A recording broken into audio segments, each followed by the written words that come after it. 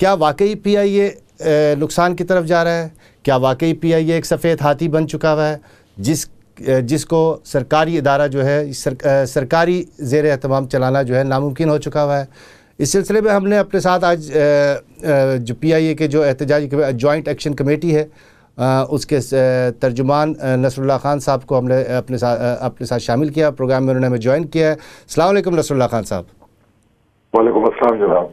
Nasrallah Khan साहब, सब आज तो टेबल ही टर्न हो गई। मेरा प्रोग्राम का जो फॉर्मेट था वो तो मुख्तलिफ था, लेकिन अभी मुझे पता थोड़ी देर पहले जो मैं आपकी प्रेस कॉन्फ्रेंस देख रहा था तो उसमें पूरी सूरत हाल तब्दील होती हुई नज़र आ रही है। उस पर बात करूँगा मैं आपसे। पहले मैं ये जानना चाहूँगा आखिर आपके मुतालबात क्या थे? देखिए जी, हमारे मुतालबात तो सीधे सीधे ये थे कि जो PIA को प्राइवेटाइज करने की कोशिश थी और प्रीवियसली जो इदारे प्राइवेटाइज हुए थे उनके तजुर्बे को भी सामने रखा था और PIA के लिए फिर हमने ये कहा कि जी आप इसको प्राइवेटाइज अगर करना चाहते हैं तो ये एक सूझबूझ फैसला नहीं है, क्योंकि PIA में इतना ज्यादा पोटेंशियल है कि PIA अपने पैरों पर खुद खड़ी हो सकती है। इसके पैर काटने की कोशिश की गई और की जा रही है। PIA जो है एक नेशनल फ्लैग कैरियर है जो कि सारी दुनिया में PIA का झंडा लेके आता और जाता है और ये PIA जो है हमारे अपने मुसाफिर जो पाकिस्तानी मुसाफिर हैं स्पेशली उनके लिए बेइंतहा सहूलियात पैदा करता है। अगर आपने इसको प्राइवेटाइज किया तो ये फिर वो सहूलियात और वो चीजें नहीं दे सकेगा जो कि एक नेशनल फ्लैग कैरियर देता है। लेकिन सिर्फ इसी बुनियाद के ऊपर हमने प्राइवेटाइजेशन की मुखालफत नहीं की। बुनियादी मसला इसमें यह भी है कि इसको प्राइवेटाइज करने की जरूरत ही नहीं है।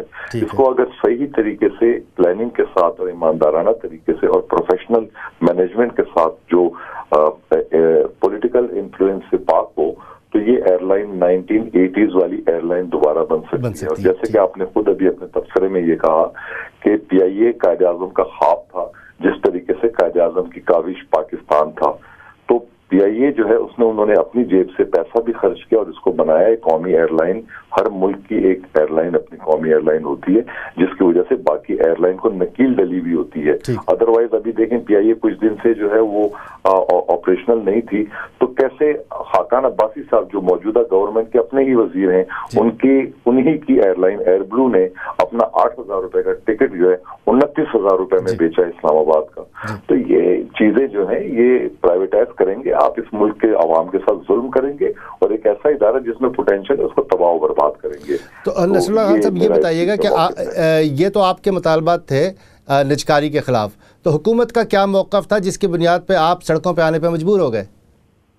जी, हुकूमत का मौक़िफ़ जो है वो बड़ा तज़ादात से भरा हुआ था और उसमें जो है वो प्राइम मिनिस्टर साहब तो बड़े क्लियर थे। जब हमारी उनसे एक मीटिंग हुई थी उसमें उन्होंने जो है बड़ा वाज़ेह अल्फाज में हमारे जो है बातचीत पे ये कहा कि अगर इस इदारे में इतना पोटेंशियल है और आप कह रहे हैं और आप ये कह रहे हैं कि आप जो है इसका रिवाइवल भी करवा सकते हैं, तो हमने उनसे ये कहा था कि 1 साल के टाइम में अगर हम रिवाइवल इसका ना करवा सके और हमारे मशवरों पे जो हम आपको मशवरे देंगे, बाकी तो काम आप ही ने करना है, अगर उसमें नहीं कर सके तो 1 साल के टाइम में अगर ये सब चीजें एक सही डगर पे एक सही ट्रैक पे पाथ पे ये नहीं PIA चलना शुरू हुई तो फिर आपकी मर्जी है, आप जो करें कर लीजिएगा, हम नहीं रोकेंगे, हम आपके खिलाफ कोई यहाँ पर जो एजुटेशन और ये चीजें नहीं करेंगे। लेकिन प्राइम मिनिस्टर साहब के इतने वाजे, फिर प्राइम मिनिस्टर साहब ने ये कहा कि जी ठीक है आप नेक्स्ट मीटिंग में आइए और तैयारी करके आइए। हम नेक्स्ट मीटिंग के लिए तैयारी करके आज तक बैठे रहे, मतलब कुछ दिन पहले तक बैठे रहे, इंतजार करते रहे, लेकिन बीच में जो ट्रायका था 3 लोगों का, जिसमें मुशाहिदुल्लाह खान साहब शामिल थे, जिसमें परवेज रशीद और इसहाक डार, ये 3 लोग जो है प्राइम मिनिस्टर तक हमारी मुलाकात भी नहीं करवा रहे थे और नंबर 2 जो है वो हमारी बात को तोड़ मरोड़ के पेश करते थे, वहां पर हमारी बात को उन तक सही तरीके से पहुंचने नहीं दे रहे थे। इसकी वजह से जो है हम फिर मजबूरन 2 महीने इंतजार करने के बाद और उनको अल्टीमेटम देने के बाद, उनको वार्निंग देने के बाद फिर हम मजबूर हुए और हम स्ट्राइक पे चले गए।